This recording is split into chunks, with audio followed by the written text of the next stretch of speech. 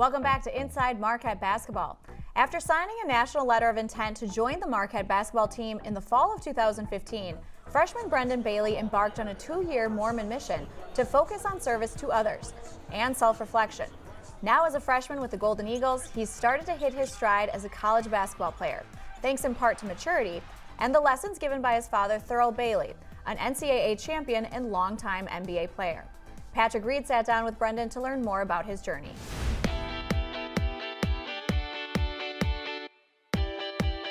Brendan, the time leading up to your first college basketball season was unlike many that players at this level deal with. You spent 2 years in a Mormon mission in Washington, D.C.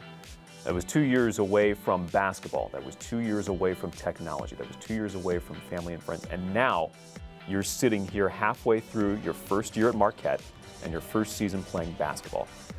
What has changed most for you since the summer, now as we sit here in the Big East part of the season?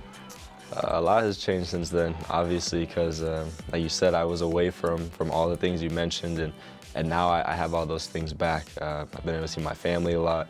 I'm playing more basketball I've ever played in my entire life, and just surrounded by all the things that I didn't have before, and now I feel like I'm more acclimated back into how things should be. And halfway through the season, I feel really good about how our team's doing and just how everything's played out.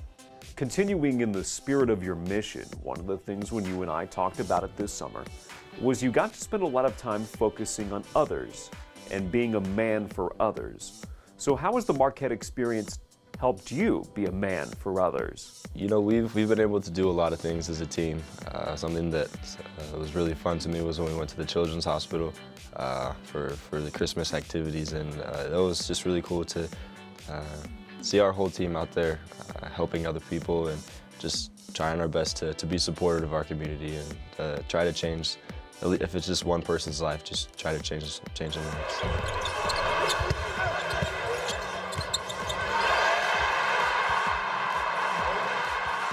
Thurl Bailey! Adjusting to college basketball is a process for every player. What has been the most challenging thing for you in developing as a first-year player?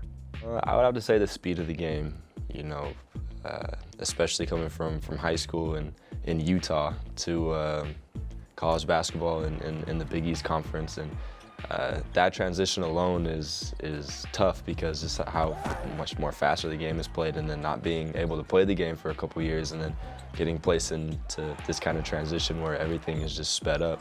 That's probably been the hardest thing, but I feel like as time has gone on, I've been able to adjust to that better. What has been more comfortable for you as time has gone on in the game, now that we're in the Big East portion of the season? I would just have to say everything, basically. Just how the game is played, the sets we run, how we play defense, the tendencies of my teammates, what my role is. And all those things have really come together as the season's gone on. You're in a unique position as the lone true freshman scholarship player. Joey Hauser was here last year, but it's just you. How has been relying on your other teammates been in the adjustment for you to be where you want to be? Yeah, and like you said, I'm the only true freshman, but I don't really feel like it's just me. I feel like us together as a team, we're one solid unit. We're all so close together on and off the court, and that really shows when we're playing and in our games. And when someone makes a great move or when something great happens, you can see everybody, and the fans to the last person on the bench, everyone goes crazy. So it's been really good to be surrounded by people who have been here and who have their arms wide open for me whenever I need help. Let's talk about your father, Thurl. And you were born after his NBA career had concluded. What did you see in his game after the fact? How much time have you spent watching him, learning about what it was he did, not just at the college level, but at the pro level as well? He's taught me everything I know about basketball ever since I could walk. He's had me in the gym. He's had me working on all the things that he worked on when he was a player. And he sat me down and showed me some tapes, especially his 1983 championship run with NC State. So I've been able to learn everything I know from my dad. What's one thing he helped you do to get prepared for college basketball, for playing at this high level? I would just have to say maturity, because This is one of the highest levels of basketball in the entire world. And you have to really know what you're doing. You have to be prepared to go through the ups and downs of a collegiate athlete's life. And I think he really helped me mature and become prepared for the whirlwinds of college basketball life. Well, Coach, Brendan Bailey certainly comes from a unique situation, coming off of the 2-year Mormon mission, his freshman year now.